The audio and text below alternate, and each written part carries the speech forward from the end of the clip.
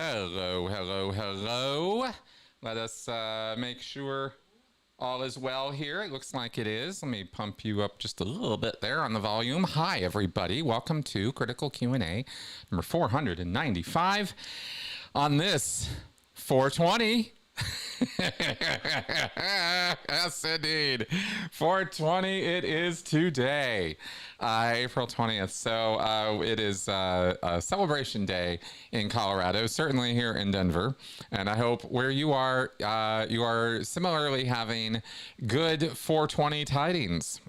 Peace to man and all of that would definitely be, as far as I'm concerned, the motto of 420. Let's slip over here to the host and chat screen. There we go. So we see you guys up here. And yes, just another day. I understand. Good vibes, baby. All right, let's get the Q&A started here. Please put your questions here.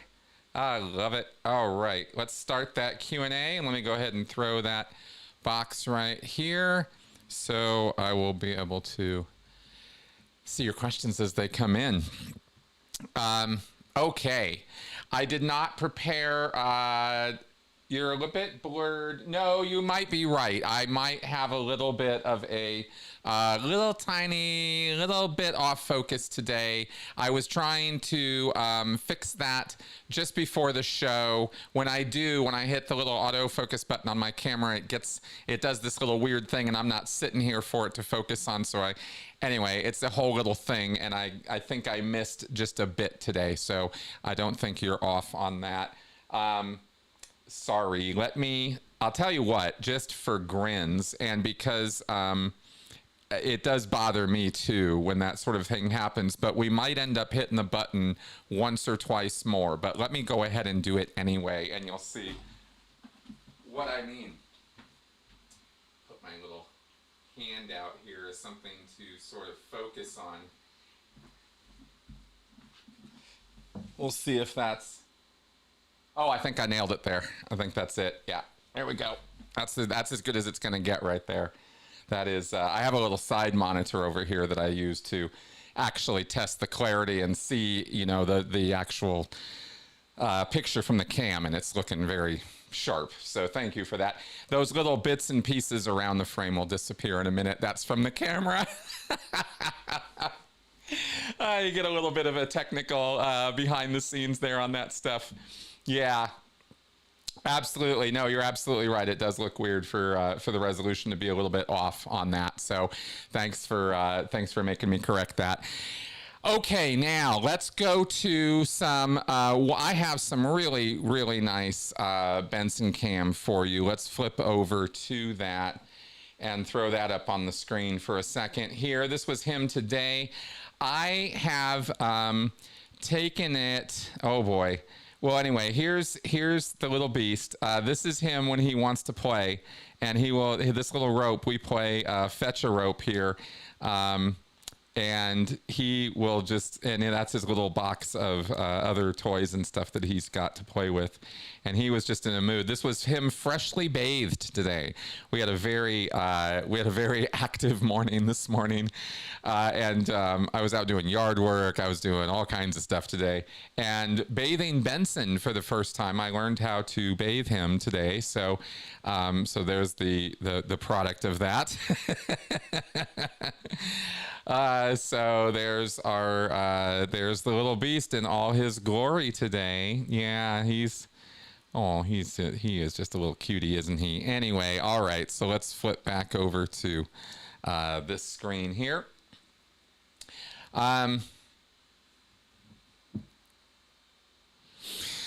love my dog. I really, really do.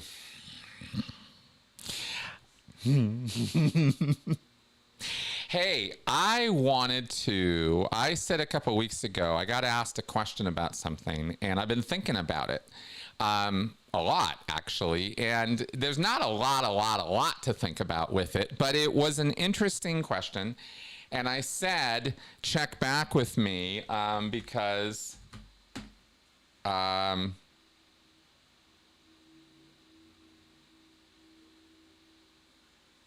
I didn't really have an answer at that moment.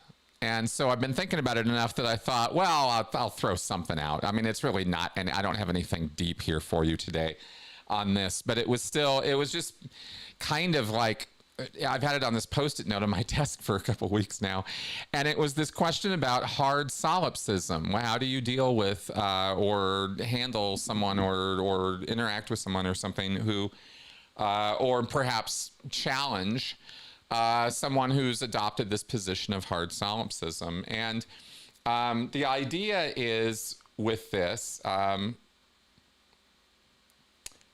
hard solipsism, I'll just remind everybody or read this to you again. It's just interesting. And so I'm just going to start the show with something kind of interesting today, and then we'll get to your questions. Hard solipsism is a philosophical position that asserts only one's own mind, your mind alone, is the only thing that exists, and everything else is a construct of your mind. This extreme form of skepticism questions the existence of an external world and other minds, suggesting that all other realities are merely representations within one's own mind. And of course, this could be immediately construed as the ultimate narcissistic position, although I don't really think that would be. Anyway, this is a philosophical sort of problem or question or thought experiment, really, because there is no one who will adopt, or I don't even think could adopt, the most extreme version of hard solipsism as described, right? People are people, and they're never going to not be able to be people. So connection and emotion and uncertainty and doubt and the things that we experience as a daily occurrence in our mental makeup would get in the way of somebody trying to adopt an extreme position that I am the only thing that exists in this entire universe everywhere. All of this is just me. It's all me, right? Like this position. How could you argue somebody out of this position? Well, again, it's sort of like the trolley, problem, right? It's a thought experiment. You don't, you wouldn't. But, oh yes,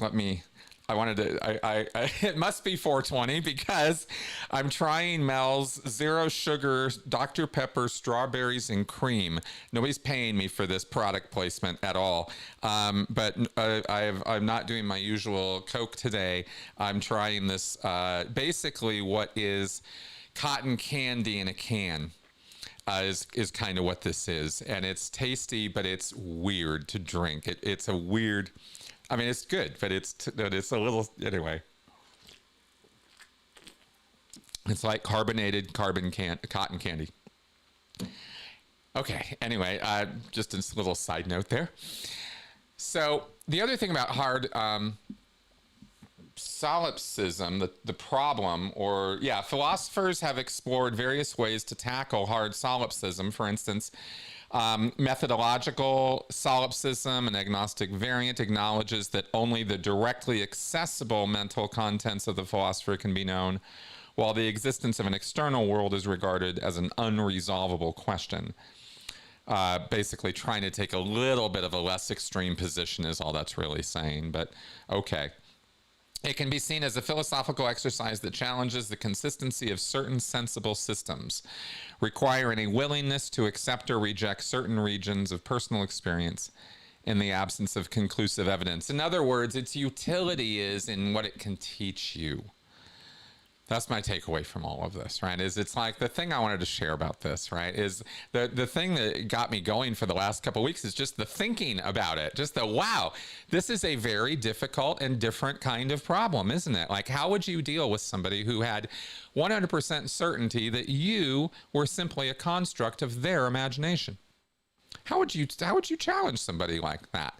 If they could have a solid certainty of that, then there is no way to challenge it. It's a completely circularly logical position to hold, and nothing could penetrate it if the person had 100% certainty. But again, there's no such thing as a human being who had that. So how would you tackle it? Street epistemology. Right? You'd start talking to this person about that and bringing out the human in them is the only way you'd really tackle that with somebody. So that's my answer to the question that somebody asked me a couple weeks ago, is I'd say street epistemology. I wish I'd thought of it in the moment. Meaning Socratic questioning of their belief and the certainty in their belief and why they have such certainty in that belief. And let's drill down and dive in and figure out, what is it that makes you believe so hard that I am a figment of your imagination? Well, let's dive into that, right? And what is it that I could do, or what would have to happen? Like, here are questions you could throw out there. What would have to happen in order for you to acknowledge that maybe I am independent from you? Could you ever acknowledge such a reality? Okay, no.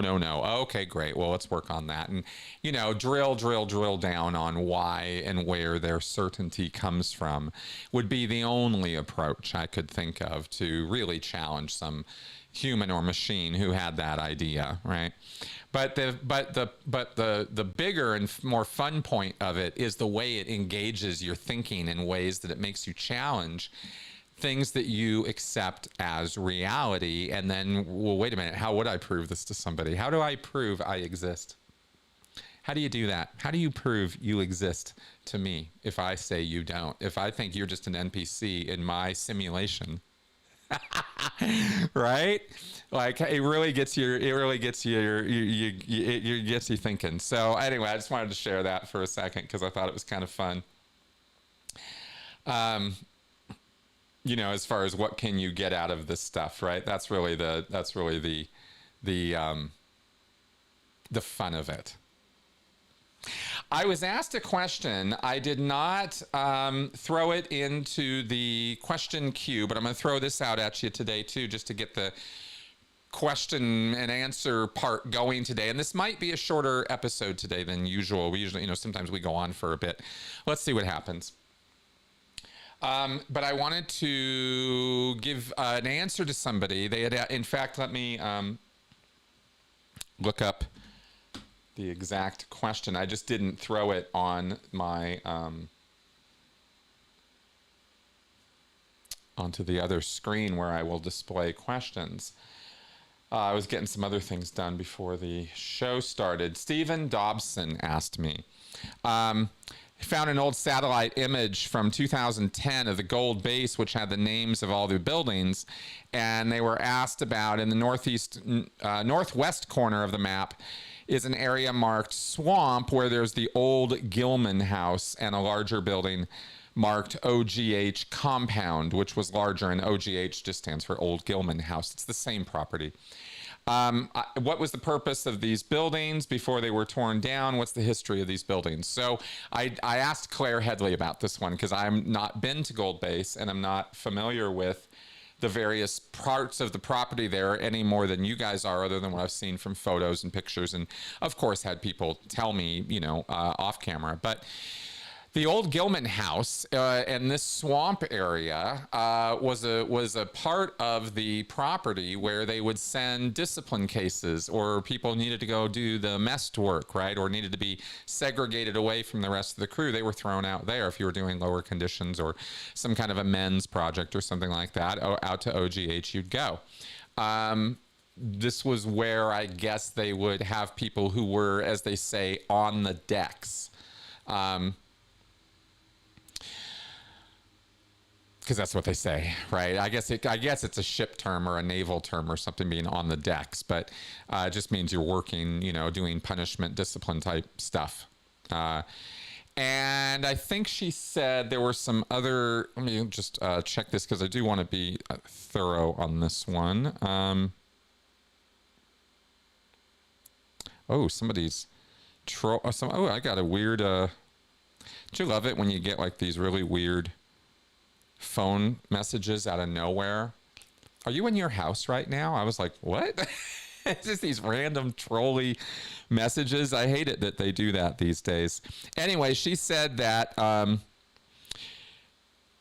mixed bag of birthing, security birthing, isolation rooms when you get sick and they got to separate you from everybody. Out you go, right? Go over there. And auditing rooms before they were renovated. And then that was where people were put out on the decks. Yeah. So those were the various things that were done out there. So I wanted to follow up on that because I got that email a while ago and I did finally dig up the answer to that because I didn't know. And now we know. Okay. Just check in with you guys. How's it going here?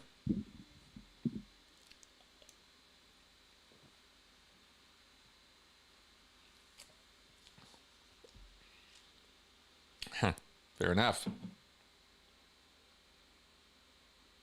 Oh, wow. Wow.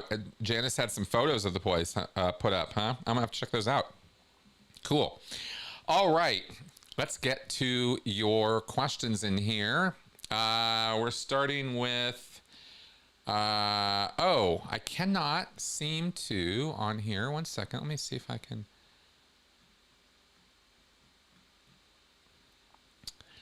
Let's see if this comes up. There it is. Okay. Hey Hun asks, if David Miscavige never completed the bridge and got to OT 8, then surely this means he wasn't a true believer, as he would have been too worried about dying from learning the material too early.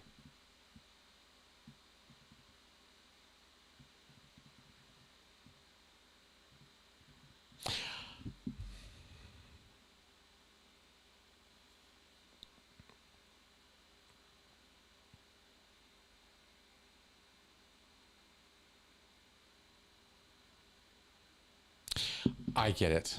Sorry, I had to think it for a second about that. Yes.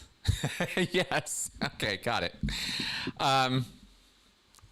Yeah, it's definitely a red flag that David Miscavige doesn't seem to partake in the religious materials which he is pushing on people and supposedly leading the charge of this religious crusade, and he never really seems to take part in the religion.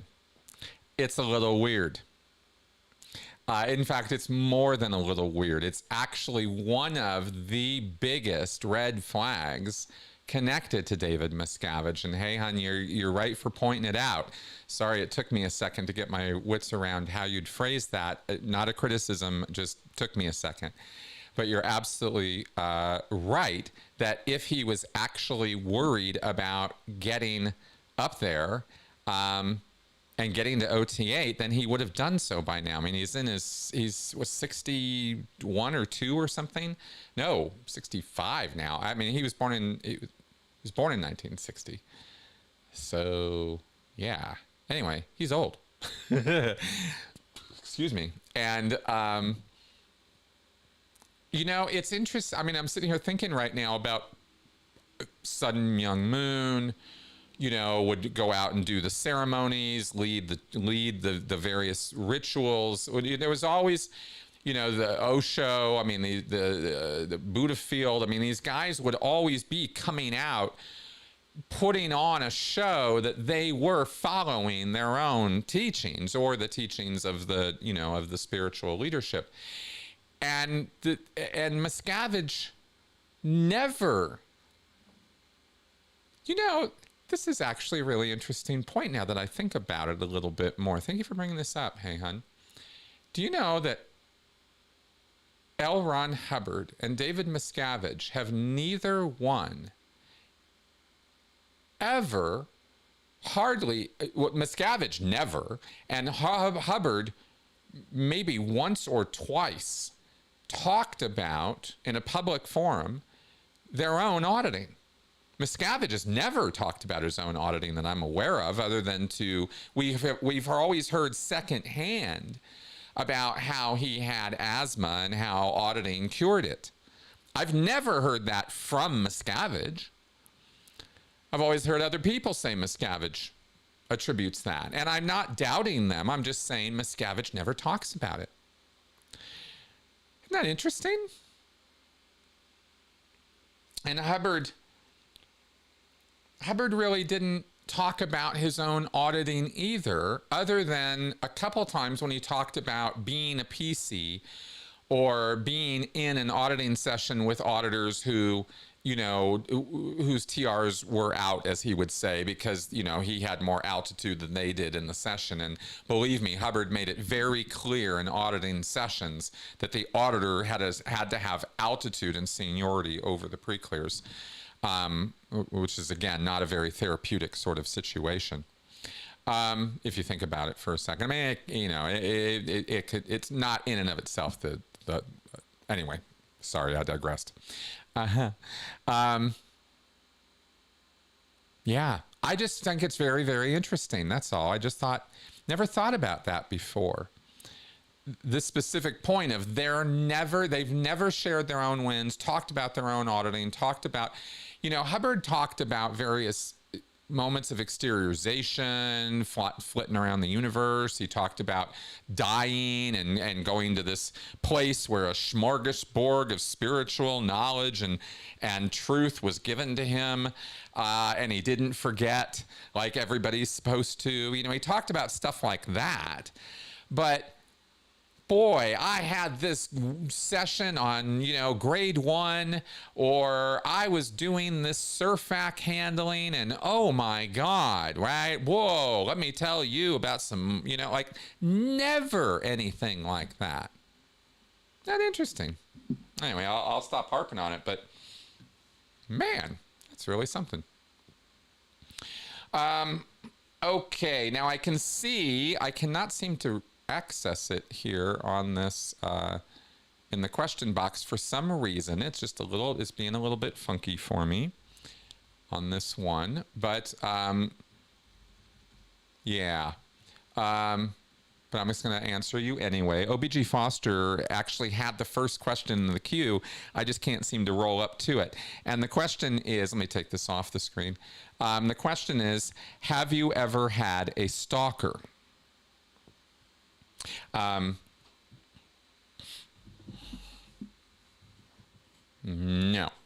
not that I'm aware of. I had a girl who wrote me some notes anonymously in high school saying I was cute, and I couldn't deal with it, and I kept asking who that person was, and it got a little weird because I was a very awkward kid. But that's about as close as anybody's come to stalking me.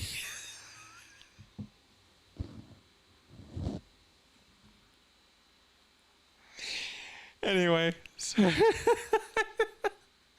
probably didn't expect that answer, but yeah, no stalking, no.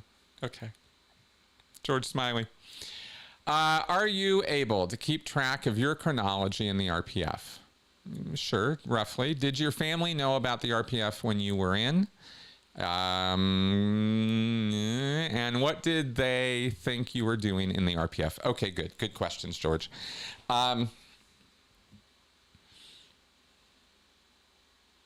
So I guess in terms of my chronology, basically how it went is it was, as I recall and have said consistently from the beginning, it was 3 years and 3 months. I believe I hit the RPF in 2004 or 5, which is later than I thought for a long time. But I definitely didn't get off the RPF until about 2009. So, yeah, eight or 9. And so it had to be like up around 2004 or 5 that I got on the RPF. It was before the release of the basics, if I remember right. Anyway, the chronology of my RPF program was basically as I got there, I needed to get trained to do the auditing. Even if you come in as a trained person, you have to redo the training when you're on the RPF to do the meter and do the auditing and all that stuff. Obviously, if you're a trained auditor or a trained tech person, then it goes a lot faster than for somebody who's not ever done that training. It took me about a month to get my head on straight and get a twin first. and kind of get settled into the RPF and get past my own massive amounts of depression and stuff. So then I was twinned up with somebody, and for a year I worked with them. This was a Hungarian man who ended up leaving the RPF, leaving the Sea Org, went back to Hungary. And so that was a year of wasted time. And we were spinning our wheels a lot of that time on stuff we didn't even need to be doing. Mainly a PTS rundown that I ended up having to do on him, even though it was completely the wrong thing to do, according to Scientology rules, right? But nobody was going to listen to me, and nobody wanted to hear my queries about it, and nobody cared what the actual bulletin said, right? And I know to this day that I was right about that, and we ended up losing a year on that. It was absolutely astounding. Don't think about that too much. It still gets my hackles up a little bit that happened to me, actually, because it was me that nobody liked me, which happens.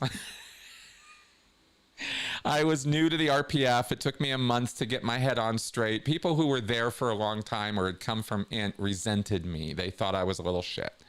And I don't actually have any objective view of myself from outside myself at that time. You know, when you're in the concentration camp, you know, you're all scum, and that's where my head was at. I didn't have some pecking order right away when I got there. I had to learn it, right? They had to kind of acculturate me to it.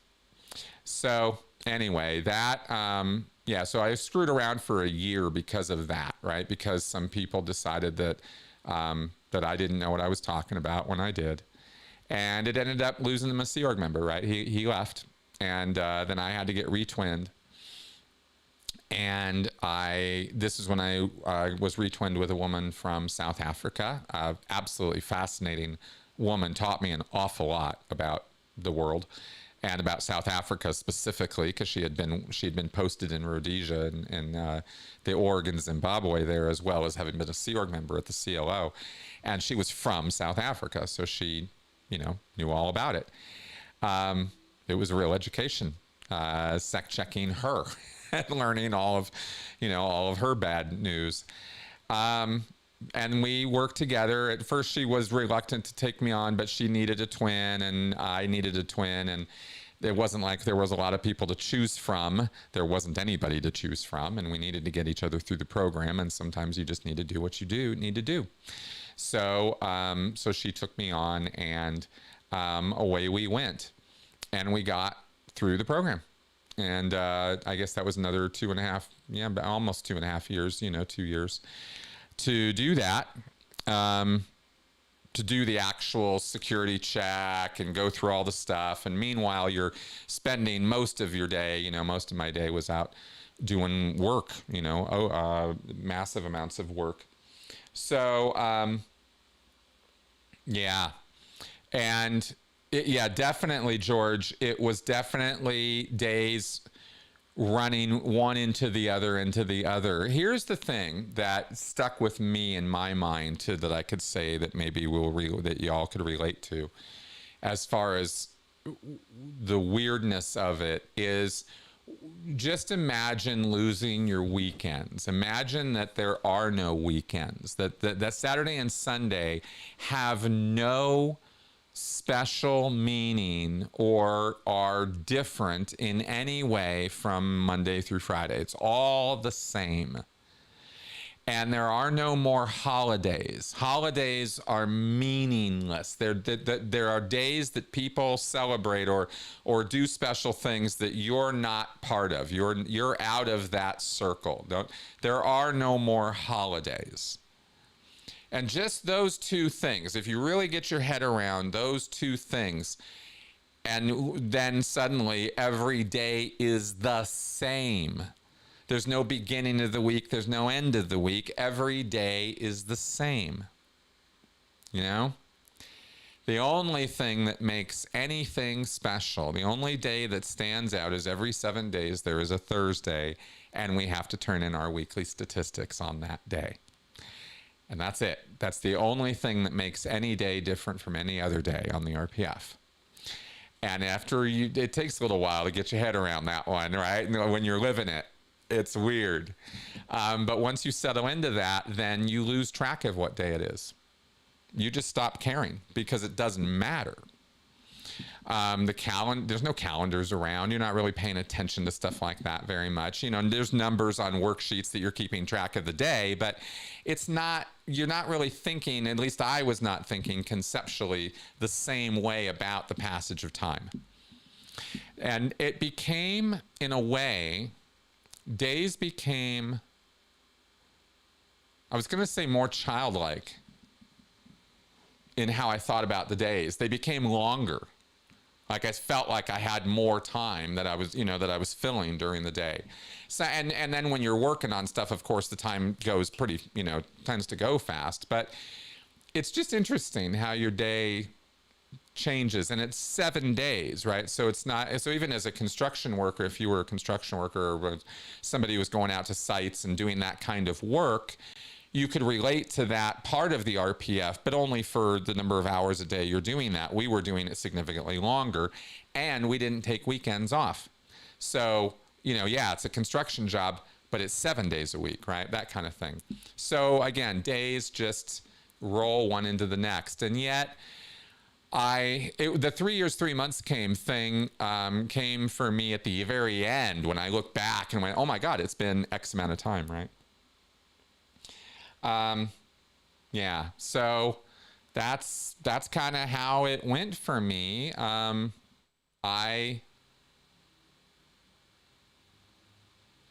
We got through the 8 dynamic sec check, went fairly, we were just taka getting through the thing. I think I'd already finished.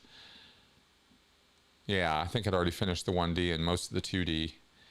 Anyway, so my RPF had the, I don't know if this is going to make a lot of sense to all of you, but I know some of you will get this. Because I went to the RPF for out 2D for sex-related stuff, the first thing that you do when you get to the RPF is they do any kind of case repair actions that need to be done. And then, if you're in the middle of some shit or some auditing was really screwed up or something, they fix that. Then you get a special tailor-made sec check or action to address the reason why you're on the RPF. My tailor-made special action was the entire FPRD 2D list. I think it's about 75, 80 questions having to do with sex or sexual related stuff or family or kids and stuff like that. Anything having to do with the second dynamic, which is family, sex, and kids. Spouses included, right? All of that. Anything having to do with that area of life, so to speak, is your second dynamic. So I got the entire FPRD sec check on the 2D. Man, was it even 86? It might have even been more. It was a lot. Anyway, that was what I needed to do at first. That was the first thing I needed to get through after the repair. Then I got onto the 8 dynamic sec check, where you go through all 8 dynamics. The 2D part of that was very easy after I had already done the full 2D form, right? So I very, very, very thoroughly covered overts and withholds and evil purposes and false purposes connected with family, sex, and kids. That means, oh man, right? Everything you could possibly confess to having to do with that stuff, I confess to. Just roto-rooted my whole life, going all the way back to childhood, and of course, past lives. Then I did the dynamic sec check. And then after that comes, then I had to do the truth rundown. And so I did that. And then in the course of doing the RPF, I delivered the truth rundown to my twin also. We did it on each other. And then I also ended up delivering it to somebody else who was trying to leave the RPF, leave the Sea Org, and that was part of their handling. So I did a truth rundown on them. So we got through that. I've broken all that down before for you guys, and at the end of it, you got to apologize and write all these letters of apology. And I was such a horrible, horrible person for telling the truth about how the Sea Org sucks. So, you get through the TRD and you just wish the thing that I very, very much learned from the truth rundown was you got to know when to hold them and you got to know when to fold them, right? You got to know when to say something. You got to know when to shut the fuck up. Because, in the Sea Org, in that environment, in a 1984 Big Brother world, which is absolutely what the Sea Org is. I mean, all of Scientology is to one degree or another, but the Sea Org is a whole nother level, right? And anybody who thinks right now we're living in 1984 really doesn't know what they're talking about, because you got to be in a 1984 Big Brother environment, and then you can play compare and contrast with the real world and how bad it may be, right? We are nowhere near a Sea Org world where you're reporting on each other all the time and you're watching each other all the time. It's just how it is. It becomes a survival skill, really, because you never know who's watching you and who's going to report on you, or what incautious word of complaint or, insult or injury you're going to say, and somebody's going to have a problem with it, and then you're going to get a report, and then maybe somebody's going to act on that report, maybe not. Maybe even when your stats are up, they're going to act on that report because you pissed off the wrong person on the wrong day. And here we go, so that's that environment. And so doing the Truth Rundown, which is all about black PR and spreading black PR, I didn't come away from that learned helplessness, keep my head down, shut up, right? If anything, the RPF broke me of some learned helplessness. Not all of it by any means. I stayed in the Sea Org, for Christ's sake. But I was not at all interested anymore in people's bullshit, and it came across, I know. I was, if anything, I was more of an asshole after the RPF.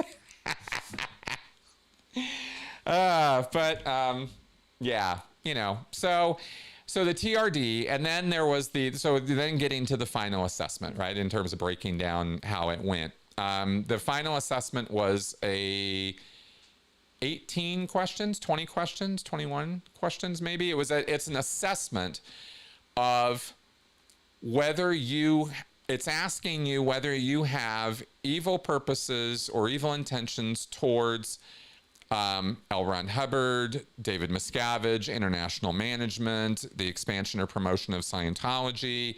Like there's a bunch of these questions that are asked about each of these things. And the assessment is not asking you to answer the questions. You just sit there holding the cans, right? This is all done on the e-meter. And the assessment has to be a clean assessment. Ideally, your needle's just floating the entire time. But it cannot read. There can't be any responses or reactions if this is the needle, right? Then while the questions are being asked, right? Do you have an evil purpose towards David Miscavige, right? That needle needs to just be clean and loose and nothing happening. And it needs to stay that way for 18 or 20 through the entire assessment, however many questions there were. I think it was 21. All the way through. No ticks, jerks, stops, holds, and certainly no reads on the questions, right? Any of that, right? And it has to be videoed. You video this, and you do this assessment, and you video it, and everything has to be ready to go. And if the assessment comes up with a read, into session you go, you take up the question, right? And run it out, run your evil purpose, do the whole thing, and back to the assessment. When people would get to the final assessment, it was rush time. It was, okay, let's support these guys. You get extra time to get through the auditing and get through the stuff. You wouldn't be given a free ride. You still had to go do work. But there were, it got mushy, a little squishy a little bit as far as how much time you had to get through it, because everybody just wants completions off the RPF, especially when you're there. So, so when you get to that final step, it's go time, baby. We are just a hair step away from finishing this thing, because all you need is a clean final assessment on your twin, and then your twin needs to get one on you, right? And when you have 2 videos with perfect final assessments, and you then spend about 2 to 3 weeks putting together all the admin, all the paperwork, all the folders, and there's tables and charts you have to put together of every single evil intention that you ran on your twin. Every one of them, and there are hundreds by the time you're finished with the entire thing. So you've got this table, this whole chart of the question that read, the evil purpose, the breakdown of what basically it was, and the handling, and what was done in the real world after the auditing to cure or deal with that evil intention that the person had voiced. So not only are you running it out in auditing, but you have to have some real world handling that you did. And it's mostly having to do with reviewing the Scientology materials that are relevant to that kind of offense. So you're stealing a bunch of money, you run out the evil intentions, but now you have to have a breakdown of, I word cleared all the policies on stealing, and I method 9 word cleared the Way to Happiness book in entirety from beginning to end, and I clay demoed why theft and exchange is so important, and why theft is bad and exchange is good, and all the conditions of exchange, and all these things you did to produce change in yourself, right? All of this is something your twin puts together, showing all the handlings that were done on you. So I had to put this all together for all the handlings that had been done on my twin, most of which had been done by me, because you're twinned, right? So we're working together. So that took weeks to put all that shit together. You know, with the clean final assessment, it all goes into a banker's box, and this is referred to as your box. Did you get your box? Where's your box? Is your box up? It's down? Is it approved? Is it rejected? It's on reject. Where's it at? So this box of all your shit, all your RPF paperwork for you and your twin, gets sent on a series of steps, right? It doesn't go straight across the street to RTC. It has to go up to Senior CS Int Office via Senior CS West US. So it goes through the RPF-IC to the Senior CS West US, to Senior CS Int, to RTC. I believe that was the routing. I think it was about 5 or 6 people before it came back to us. And if all of them went through all that paperwork and watched the video and said, yep, it's a clean assessment and all this paperwork looks great, you're done. And that's, I think we had 1 or 2 rejects. I think it took about a month and a half for the box. Once we got the clean final assessment, I think it was about a month and a half for me to get done. I think it took that long. And get this, my twin's daughter, my twin was an older woman, and her daughter was the RTC rep in PAC. So her daughter was the one who looked at our boxes. Our final approval point, you know, yeah. And that I never had 2 words with her as far as this whole thing went. We were all very much aware of the fact that she wanted her mother off the RPF. But other than that, there was no idea of any favoritism or any weirdness or anything like that. And it could have, in fact, gone very much the other way, that she would have been even more hard-nosed about reviewing those boxes. So I don't know, you know, if her daughter being the final approval point was a good or a bad thing, but we did finally finish. And so that's the story. That's the chronology. Now, as far as my family goes, these are really great questions. One moment.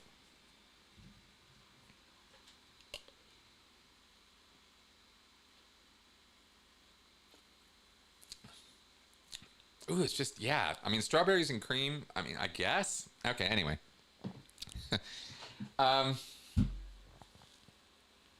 I contacted my family when I was going on to the RPF saying I'm going to be kind of out of communication for a while. I'm going to be going and doing this program, and it's going to be very extensive, and I'm not going to be really much in touch. I don't have access to phones or anything like that. And remember, at the time, my head was absolutely in the, I was just so dejected and in utter failure that my family was a concern, but not my top concern. So I didn't, I think I had a phone call with my mom and I think my dad explaining what was happening, that I was going to this RPF program and it was a rehab program and I was going to be there for a while. So, that's kind of what they knew about it. They did not have any idea. My mom and dad had no idea what I was really doing or what my life was like. Yeah, not really. Their idea of it was, yeah, sure, you work hard, this and that. They thought I was doing, some kind of a men's thing or something, right? Washing dishes or washing windows or something. I mean, something they could relate to as when they were Scientologists and they were made to do messed work. It was of that nature. It wasn't rappelling off the side of a building or, retarring the roofs in the middle of summer. So they didn't quite imagine what my life was like, right? They just knew that I wasn't happy and hoped that what I was doing would make me happy, which it clearly didn't as far as the RPF goes. But they've learned much more about it after I got out of the Sea Org. I don't know if they've watched or have the full rundown on it, but that's what I can say about that. Yeah. Okay, let's carry on. All right. George Smiley. Say what you will about hard solipsism is the ultimate pickup philosophy. What woman wouldn't want to go out with someone who thinks of their feelings and thoughts as someone else's construction? Oh boy, tell me about it, right? I know. Don't all the chicks dig it when you tell them what's on their mind and what they think? I know my wife loves it when I do that. Absolutely. I mean, it makes her day. She tells me all about it. Usually sparks all kinds of fun conversations. Let's see here. Sorry, that's not supposed to go away. I'm all over the place here. All right, let's go back down here. Yeah. Okay. George Smiley again. LRH claimed he was literally injured in the wall of fire, but he made the bridge safe for humanity. Do Scientologists think that supernatural forces weigh on Miscavige in keeping the tech pure?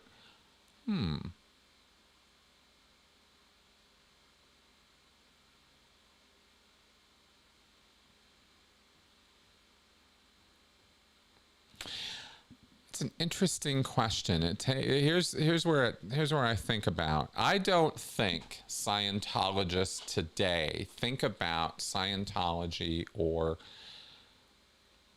spirituality the same way that we did in the 70s, coming up in the 60s, 70s, and into the 80s. It was a different time when it came to how we would think about stuff like that. People took it slightly, I'm not going to say more seriously, because there's plenty of people who take it seriously, but with the rise of graphics, imagery, special effects, entertainment centered around, from Ghostbusters to Ghostbusters 2 to Ghostbusters whatever, and every horror movie, right? From, if you watch the progression from the 80s forward, and I talk about this because this is where people's ideas and imagery for what to think about supernatural things, when you say supernatural forces, people's minds go toward horror. This is where most people connect with these ideas now, is through entertainment or through occult stuff, right? You know, Ouija boards and stuff like that. But the attitude about that stuff now is very much more jaded, very much more I've seen behind the curtain, it's all a bunch of crap kind of stuff, versus how it used to be when people took it a bit more seriously. And I said I wasn't going to say it that way, but I guess I mean not seriously. There, like I said, there's still people who believe this stuff, but the danger connected with it is not, it does not feel anymore, in my experience with and rubbing up against the occult and magic and supernatural belief these days compared to when I was growing up and what I read about in earlier times. These things were considered real. And they were dangerous. You know, you didn't go messing around with Ouija boards in the 60s and 70s without hearing about how that wasn't good for you. That's not a good idea. You're messing with stuff you don't know what you're doing, right? And I say all of this to say that this was the environment in which Hubbard was telling his tales of supernatural body thetans and entities and implants and, you know, the sort of super paranormal stuff. All of that kind of fits in the bag, right? And so my experience of it, at least, I can speak to this with surety, right? As a kid in the 70s and 80s, I was fascinated by it, but I was scared of it. And that was the sense that I kind of got in Scientology, was that you were overcoming something, or you were taking charge of or becoming cause over something, some aspect of reality that you were part of as a spiritual being, but that was not only unknown, but kind of scary and I don't know, you know. There was a movie that kind of embodied a little bit of what I'm talking about here. It was a movie George C. Scott was in called The Changeling, and if you remember it, I think it was in the 70s or 80s, and like a lot of the horror in the 70s and occult magic-y kind of stuff, it was about, you know, things moving around and what was, you know, like ghosts were causing it or something else, or you with the power of your mind, right? Movies like The Fury, you know, this powerful mind force you could have or be born with or develop that, you know, you could kill other people with. There was always this sense of danger. I'm sure you guys are totally tracking with what I'm saying. So it just doesn't feel like that anymore. And I think that is a reason why I go on this whole tear about culture and horror to say that I don't think people think the same way about it now. And so I don't think they think about Miscavige the same way now. And I don't think they think that Miscavige is grappling with supernatural forces in any way at all. Certainly not the way L. Ron Hubbard had to, you know? Not even a little bit. I just don't see it there at all as a component of Scientology. Now, maybe it is. I haven't been in the culture of Scientology, and to be in it is a thing. And when you're out of it, you're not in it. So I've for 10 years, I've been, you know, over 10 years now, I've been out of that culture. So I only observe what I observe from the outside, which is promotional materials, videos, you know, writings, postings, things they say to one another. But in all of the stuff they say to each other, and in all of the promotional materials of Scientology, that element of supernatural forces that are dangerous to you and could actually hurt you seems entirely absent. It just doesn't feel like it's part of modern Scientology at all. So that's what I got. That big long answer, but I wanted to talk about that a little bit because I think that, like we talk about cults in as mini cultures, which they are, and how they're little bubble worlds, that kind of exist in a little bit of a vacuum inside of a larger society, and they are. But isn't it interesting how the larger society from which that cult is drawing its new people, and the old people are dying off and draws new people in, how those outside cultural attitudes very much permeate into the cult space and change how the cult itself is. And Scientology has changed very much like that a few times over the decades, right? Over generational change. All right. So cool stuff. All right. Let's see here. Interesting. That was such an interesting question. Thanks for asking me that. I mean, even if I got it totally wrong on answering that, I still thought it was interesting to ask me about that. Okay, Lutz, just watched The Fall of Diddy on our German TLC. Any plans on an analysis of his coercion methods and controlling other people? Yes. After it all comes out in the trial, I want to know everything. But like I was saying with the Xenu guys, I want all the facts so I can analyze what happened, not what might have happened or what we believe could have happened. That's a dime a dozen. Everybody does it. They jump all over it. They overanalyze stuff that never actually happened. And it drives me crazy personally. So I understand you're asking for what you're asking for, and it's a great thing to ask. I mean, I want to give it to you, but I want to give it to you the way I do it is to base it on the facts, right? So yes, I very much have been watching the Diddy stuff from the very beginning. I think we talked about it. It went over the initial indictment. I mean, Jesus, man, this guy he's really bad news, really bad news. So yeah, there will definitely be stuff on him in the future. Angry Chode. What do you think about death metal? How seriously is the Xenu story taken by OT level Scientologists? What do you think about Crocs? Would you wear a fanny pack? Chode, this looks vaguely familiar to me under a different name. I think somebody was asking me questions like this. Death metal. I don't like it. I always said that I could listen to pretty much any kind of music. I do have a wide range of tastes when it comes to music. I really do. But I'm not down with opera. I don't like jazz. And I know people are going to just hate on me immediately just for the mere implication that I don't like jazz. But I'm sorry, I don't like jazz. And I'm not going to listen to it. And I don't like screech, screamo, death metal. I just don't.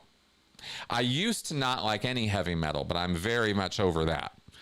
There's all kinds of heavy metal I love, right? I mean, Metallica's great, and Queensryche. There's a lot of great heavy metal. But death metal, it's just too dark. Okay, how seriously is the Xenu story taken by OT level Scientologists? It's taken very seriously. It's dogma. It's truth. It's reality. That's how it's taken by OT level Scientologists. They may take the story part of Xenu with a grain of salt, right? Maybe with a bucket of salt. But if the meter reads, which it does, they absolutely buy it hook, line, and sinker. They believe that something is real there, that something absolutely happened, that it was charged, that it created body thetans, and that they have to deal with the body thetans. They absolutely believe that. You cannot do the OT levels if you do not believe that. It would be a farce. It would be impossible to do the OT levels if you don't swallow the fact that body thetans are real. And body thetans come from the Xenu story. They come from other places too. But the Xenu story is classically where most of the body thetans that you're ever going to hear or deal with come from. What do you think about Crocs? I do not like them. I will not wear them. They are too plasticky. I just don't want plasticky shoes. Not to mention they look awful. As far as I'm concerned, for my aesthetic, don't like them. However, and if I could pull up the picture, I would. My wife and I did find Batman Crocs that I might possibly be convinced to wear around the house if I were to be gifted them, but I would never buy them. Okay. And would you wear a fanny pack? Yes, I would. I have. To put specifically, since the only reason that I've worn a fanny pack in the last decade is when I would take Benson out for a walk, and I would put dog treats in the fanny pack and take it out only when I was walking him. So I hope I don't get all my man points deducted for that, but yeah. All right, let's carry on here. Paula Paccarini. Communication courses and language skills techniques in Scientology are really effective, or the cult simply steals the show and take advantage of your own abilities. Okay, yes, this has been a common question. Is the communications course, are the skills that are taught in Scientology of any use, or is it all just typed up, nonsense?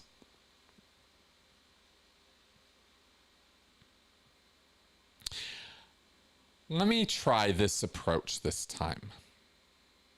I've answered this question very, very negatively in the past, and I still feel this way, right? No, Scientology does not really help you develop your skills in a constructive, positive way. There are drills that you do on the communications class that could be of some use to certain people under certain circumstances. And so, sure, there's a skill set to be learned. Could you learn it? Yes. But let me ask you a question about something.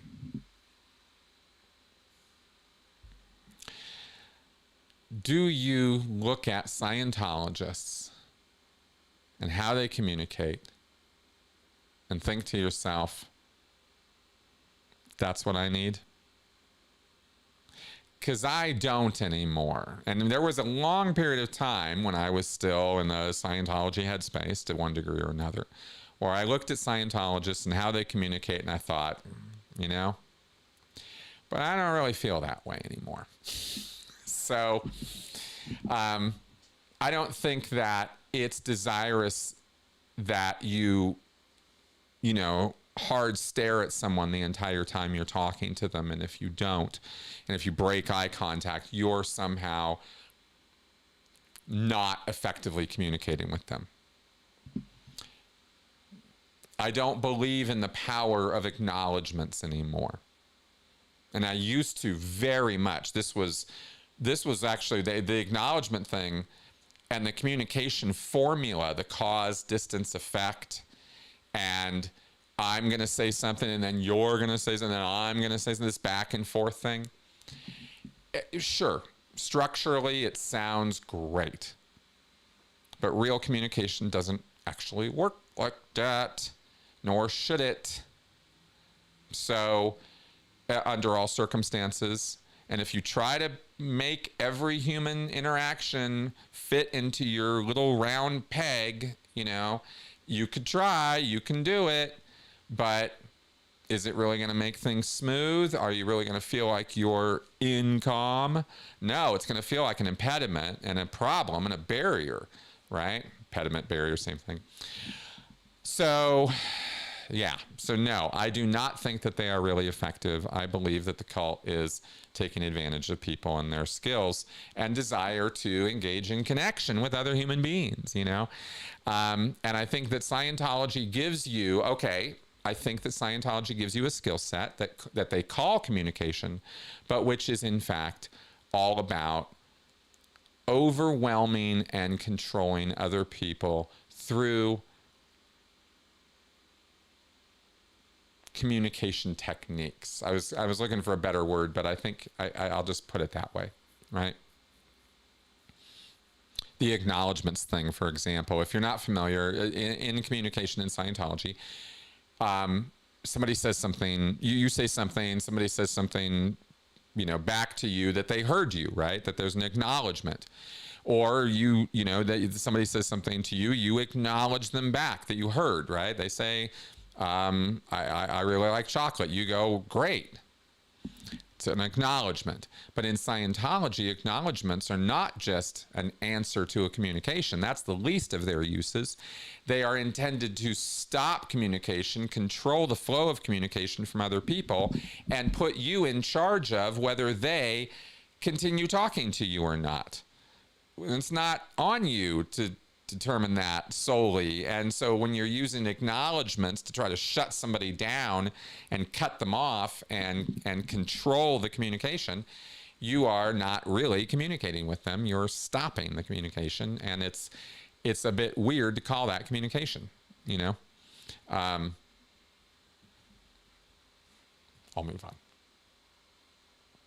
Irina, hey Chris, did you ever have anything to do with Charles Earl, OSA, or Mike P. Jones investigations unit, seeing how you were not on the RPF between 2001 and 2004?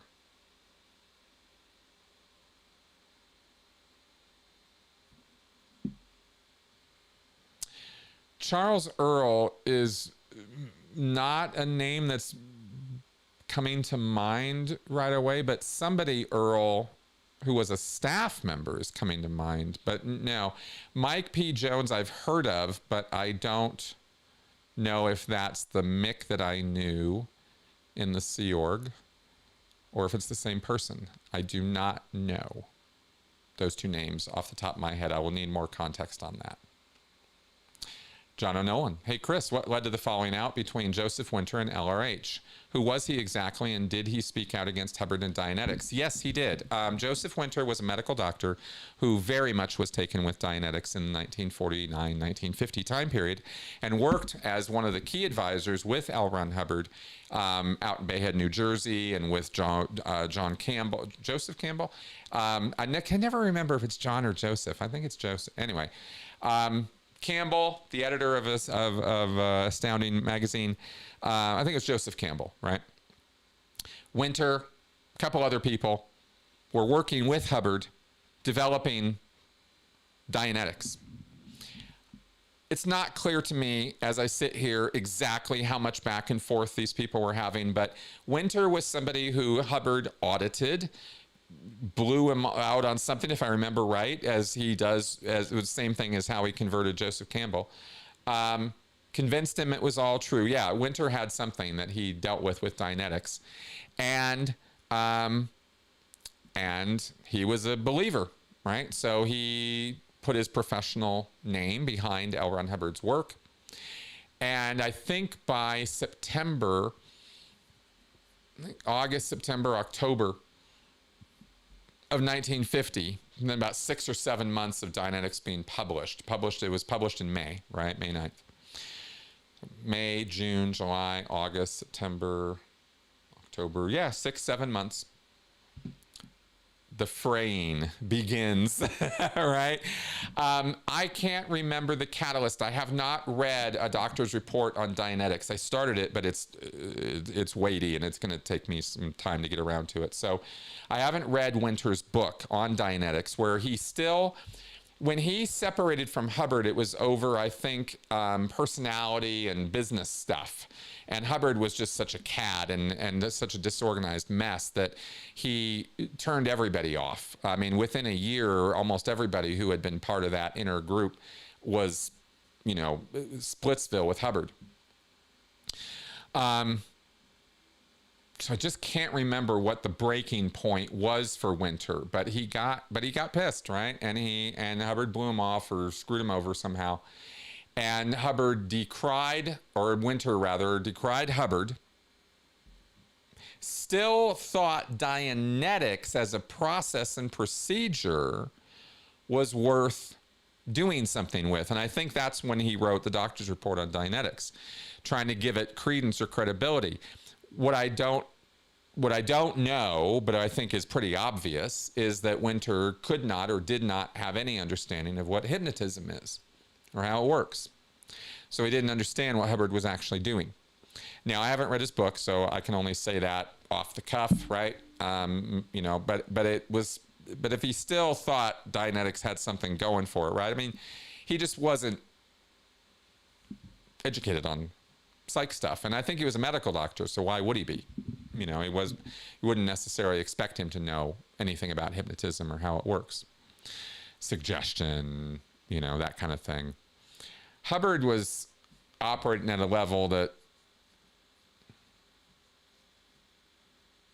it was hard for people to spot. You know, it's one of the things about cult leaders, and especially old-time cult leaders, right? Back before everybody got so cynical as they are now. There was a period where it was just a lot easier to be a predatory personality like Hubbard was and get one over on people. They just didn't know all the things that they know now, or have access to the things they know or can get access to. And so, if you don't have that extended reach out into the interwebs or whatever of, you know, this hybrid sort of relationship we have with information now, and people didn't have that back then. So you knew what you knew. And if you didn't know about it, and you didn't have the time to go to the library or talk to somebody who did know about it, you didn't know anybody who knew anything about it, then you just didn't know about it. Sometimes you might not have even known it was a thing that existed at all. Hypnotism, suggestion, the influence, right? The methods of influence that we are all so familiar with now. This stuff wasn't documented in 1950. Not the way it is now. I mean, you had propaganda. You know, you had some degree of documentation in terms of advertising and mass media influence, and, you know, books like True Believer, but this was not well-known, well-understood stuff. So I guess I'm saying all that just to make out that, you know, I don't want to make it out that Joseph Winter was an idiot, because he wasn't, and I don't want to talk about him that way. I hope I'm not coming across like he's an idiot. But I just don't think he knew about that stuff, you know, and I think that's how Hubbard got one over on him. And he definitely did speak out against Hubbard. I don't know if he ever did denounce Dianetics after all was said and done. I don't know. I'd have to look that up. But, yeah. John Campbell. That's right. Joseph Campbell's that's right. Joseph Campbell's the mythic guy. Thank you. Thanks, Tim. I get those names mixed up all the time because they're both prominent people in my world in one way or another, right? Joseph Campbell's like the whole the hero journey, all that stuff. I love that stuff. Okay, anyway. Yeah, so that's what I got for you on that. Oh, wow, it's 2:13 already. Oh, here's some quote or comments from Irina. So Charlie Earl was the head of Intelligence Office of Special Affairs International. Oh, okay. And Mike Jones was the IC Invest West US in the mid-2000s. Oh, that would have been after my time if he was Invest Off West US. Because when I went to the RPF, or when I left CLO, when I was no longer really around CLO, CMO, Invest Unit and stuff, the IUDIR, the Investigations Unit Director, was Derek Faust. And he ended up getting transferred down to LATAM, and I think he became CMO LATAM or something. But he was the IUDIR when I was an InvestOff.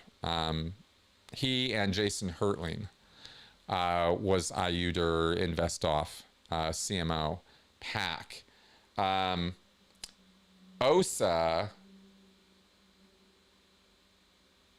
InvestOff I never dealt with, ever. I never had to deal with anybody internally in OSA West US or OSA Int from my position as a tech aide or in management or in the various jobs I had.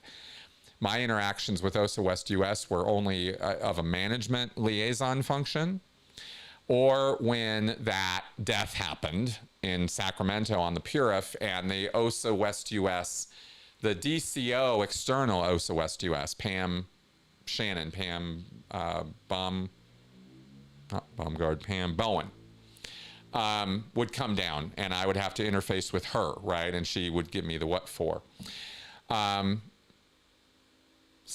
West US was Wayne Carnahan, and he was the main person that we were interacting with for the management liaison work.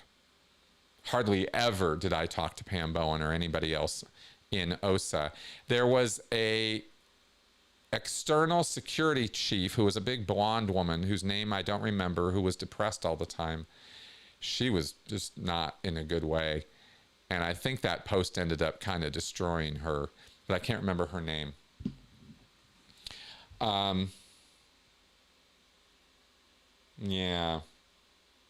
Yeah, I don't remember. And yeah, so those were after me. I guess the people you're referring to, Irina.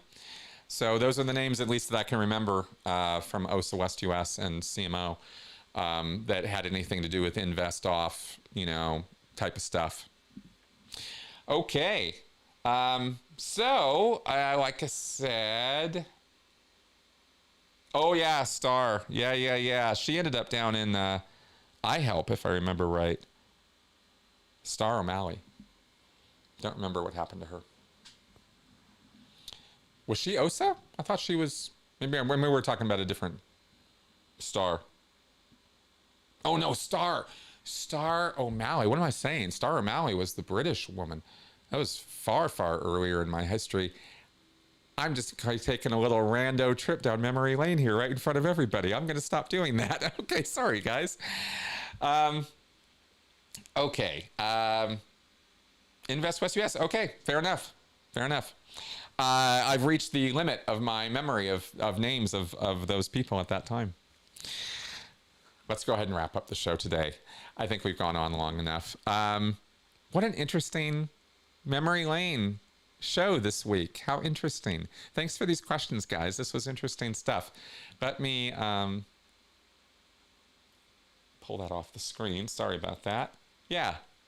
And yeah, good stuff.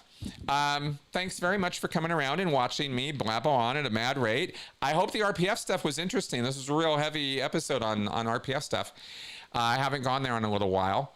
I've got so many things happening. Maybe I should have led with this, but chapter 1 of my book has been front and center all week and is almost wrapped up.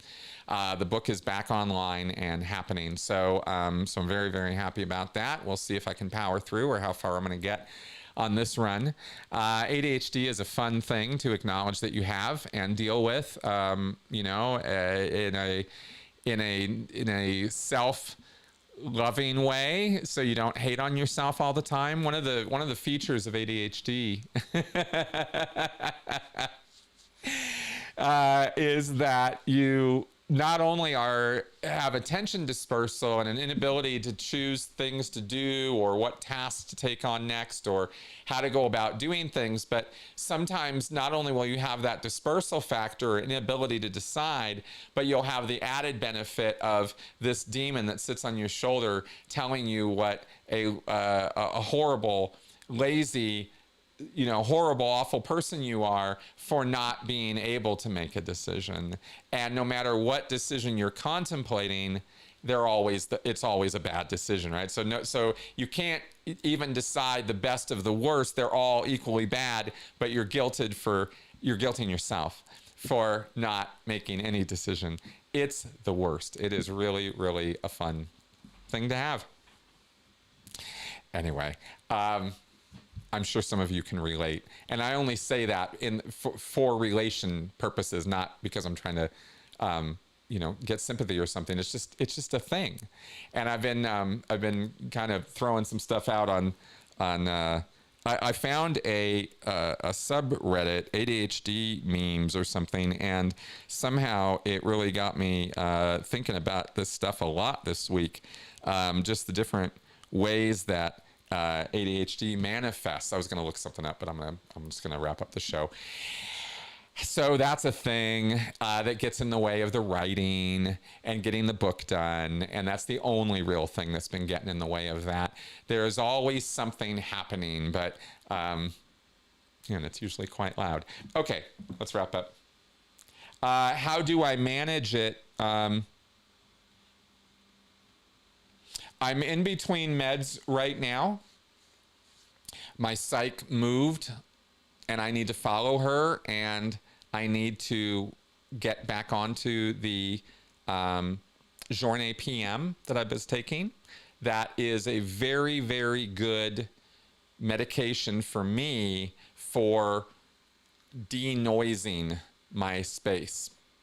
It works really well for me to help focus, and without it, I'm much more dispersed. I still get things done at a level that probably a lot of people wouldn't, but for me, it's not fun or as fun as it could be or should be. You know, I like my life to be fun, and often it is, but some days, you know, not so great.